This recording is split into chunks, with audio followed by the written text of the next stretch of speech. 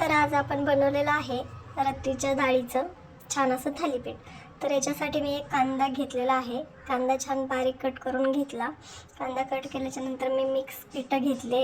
1 वाटी गव्हाचं पीठ, 1 वाटी ज्वारीचं पीठ आणि अर्धा वाटी बेसन पीठ. हे सर्व पीठ मी घेतल्याच्यानंतर त्याच्यात मीठ टाकलं, कांदा पण टाकला.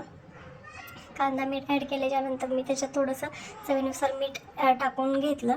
आणि मला हे जास्तही तिखट नव्हतं पाहिजे, त्याच्यामुळे मी जास्त त्याच्यात चटणी टाकली नाही, थोडीशी चटणी टाकली. नंतर मी त्याच्यात हळद देखील टाकली आणि थोडीशी जिरे टाकली त्याच्यात. आणि जिरे टाकल्याच्यानंतर मस्त ते मी जे काही रात्रीच्या डाळीचं वरण होतं ते मी त्याच्यात टाकलं. टाकल्याच्यानंतर मस्त ते एकजीव करून घेऊन मळून घेतलं. मळून घेतल्याच्यानंतर मी थोडंसं त्याला 5-10 मिनिटे तसंच मुरवून दिलं. आणि मुरून झाल्याच्यानंतर मग ते म्हटलं आता बनवून घ्यावं थालीपीठ.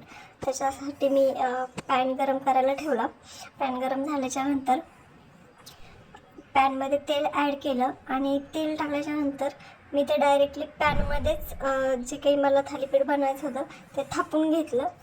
आणि अशा पद्धतीने मी 1-2 थालीपीठे बनवली.